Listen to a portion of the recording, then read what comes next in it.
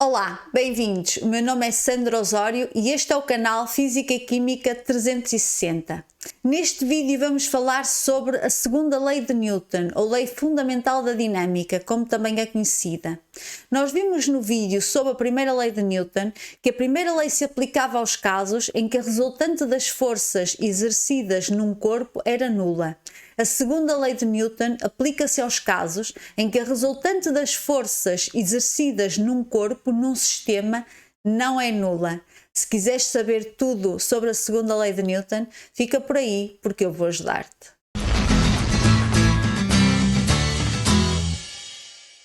Vamos então falar sobre a segunda lei de Newton. Nós vimos no vídeo sobre a primeira lei de Newton que esta lei se aplicava aos casos em que a força resultante exercida num corpo, num sistema, era nula. O que é que isto significava? Significava que se um corpo está sujeito a várias forças e nós somarmos vetorialmente todas essas forças e essas forças se anularem umas às outras, então a resultante das forças é nula. É a mesma coisa que o corpo não ter força nenhuma a atuar sobre ele. E quando isto acontecia, quando não há força a atuar num corpo, o corpo ou se encontra em repouso ou se encontra em movimento retilíneo uniforme, movimento em linha reta com módulo de velocidade constante. Uma destas duas situações tem que estar a acontecer se um corpo não tiver força a atuar sobre ele. A segunda lei de Newton aplica-se aos casos em que esta resultante das forças não é nula. O que é que isto significa? Vamos imaginar que nós temos aqui um corpo que tem várias forças a atuar sobre ele. Quando nós somamos vetorialmente todas estas forças e o resultado desta soma é um vetor diferente do vetor nulo, ou seja, existe uma força resultante que é o somatório destas forças todas, nós podemos dizer que estarem a atuar estas quatro forças neste corpo é exatamente a mesma coisa que nós termos apenas uma única força a atuar no corpo e essa força ser aquilo que nós chamamos a força resultante. Vamos imaginar que ela tem esta direção e este sentido. Isto é um exemplo só, ok? Quando isto acontece, nós também vimos que quando há força a atuar num corpo, o que a força faz ao corpo é variar a sua velocidade. Portanto, quando há uma força resultante, há velocidade a variar. Se nós, num determinado intervalo de tempo, medirmos quanto é que esta velocidade está a variar, nós temos a aceleração média, ou seja, a aceleração média diz-nos quanto é que a velocidade variou num determinado intervalo de tempo. Nós também vimos que se esta resultante das forças, esta força resultante, ela é constante, significa que esta aceleração média é igual à aceleração instantânea, que é a aceleração em cada instante de tempo, ok? Portanto, sempre que há força resultante a atuar num corpo, ele está sujeito a uma aceleração. Ora bem, a segunda lei de Newton, aquilo que nos diz é como é que se relaciona a força resultante com a aceleração. A segunda lei de Newton, aquilo que nos diz é, quando num corpo de massa m existe uma força resultante a atuar sobre ele e nós conhecemos essa força resultante, nós sabemos a sua intensidade, a sua direção e o seu sentido, nós podemos determinar a aceleração que o corpo tem. Quando num corpo de massa m nós sabemos qual é que é a aceleração que o corpo tem, ok? Nós conseguimos determinar qual é a força resultante que está a atuar sobre este corpo. A segunda lei de Newton relaciona estas duas grandezas. Diz-nos como é que nós, a partir da força, chegamos à aceleração ou a partir da aceleração chegamos à força. Então, a segunda lei de Newton diz-nos que a força resultante que atua num corpo de massa m constante é igual à massa do corpo vezes a aceleração que o corpo tem. Através desta equação que descreve a segunda lei de Newton, o que é que nós podemos também concluir? Ora bem, podemos concluir que a força resultante e a aceleração têm a mesma direção e o mesmo sentido. Porquê? Ora bem, como é que nós chegamos à força resultante? Nós chegamos à força resultante multiplicando a aceleração, que é um vetor, por a massa. A massa é um escalar, é um número positivo. Quando nós a um vetor multiplicamos esse vetor por um número positivo, aquilo que nós estamos a fazer é apenas a aumentar o vetor ou a diminuir o vetor. Não estamos a mexer nem na direção nem no sentido. Então, o produto da massa pela aceleração vai originar um vetor com a mesma direção e o mesmo sentido do vetor aceleração e módulo diferente. Outra conclusão que nós tiramos daqui é que o módulo da força resultante e da aceleração são diretamente proporcionais. Porquê? Porque a força resultante é igual à aceleração vezes uma constante. Então esta constante, que é a massa, é a constante de proporcionalidade desta equação. Vamos ver o que é que isto quer dizer, vamos ver melhor o que é que isto quer dizer.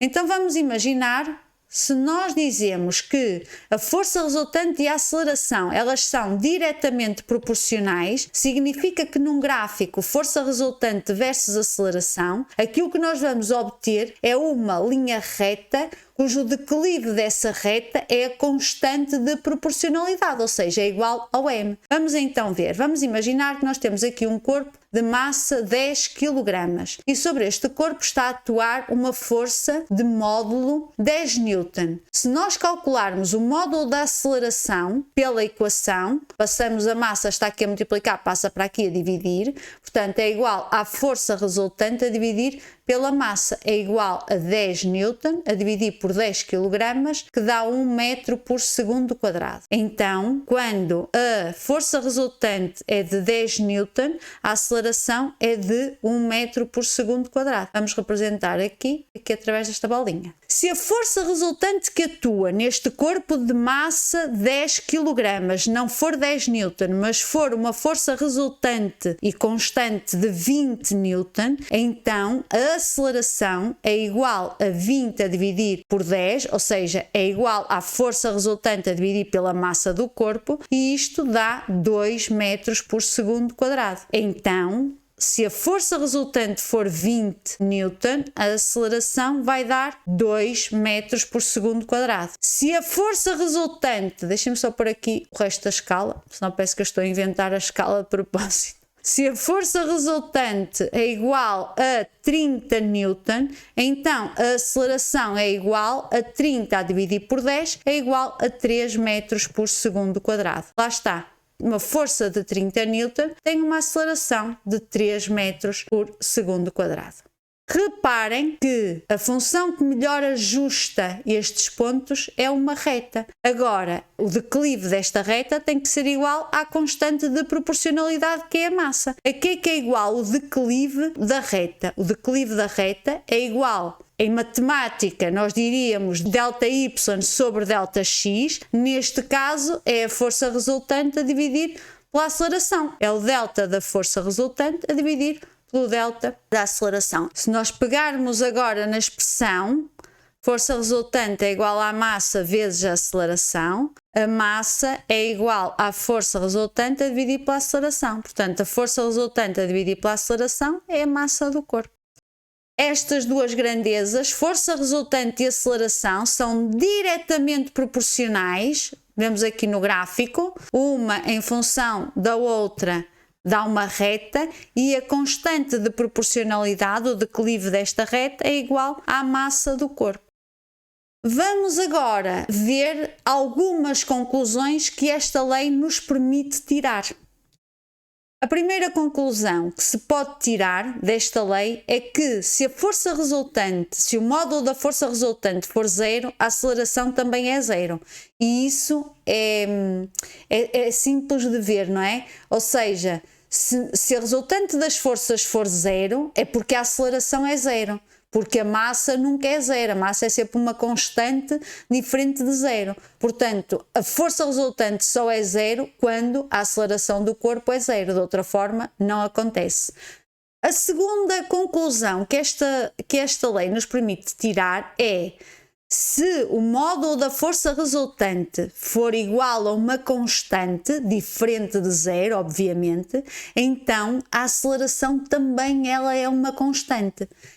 A massa é uma constante. Se a massa é uma constante, a força resultante só pode ser uma constante se a aceleração for também ela uma constante. Senão, este produto nunca é constante. Se a aceleração estiver a variar, então a força resultante está a variar. Se a aceleração é uma constante, significa que a variação da velocidade em cada intervalo de tempo, em cada segundo que passa, é constante, ou seja, a velocidade varia sempre da mesma maneira em cada segundo. Vamos imaginar que nós temos uma aceleração de 5 metros por segundo quadrado. Significa que esta velocidade deste corpo está a variar 5 metros por segundo a cada segundo de movimento. Ou seja, um movimento uniformemente variado significa que a velocidade está a variar de forma uniforme.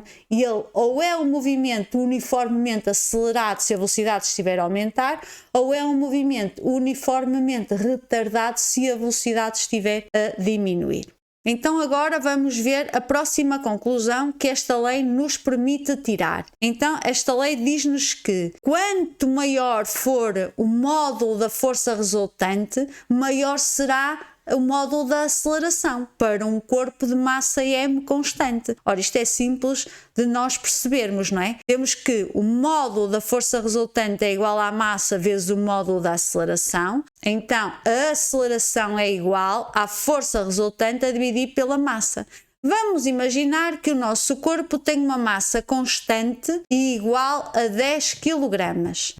Ora bem, se o nosso corpo tiver uma massa constante igual a 10 kg, a aceleração é igual à força resultante a dividir pela massa, que é 10. Se a força resultante for de 10 Newton, então a aceleração será de 10. A dividir por 10 dá 1 metro por segundo quadrado. Se a força resultante for de 20 Newton, então a aceleração é 20 sobre 10, que dá 2 metros por segundo quadrado. Se a força resultante for de 30 newtons, a aceleração dá 3 metros por segundo quadrado. Quanto maior for o valor da força resultante, maior é o valor da aceleração.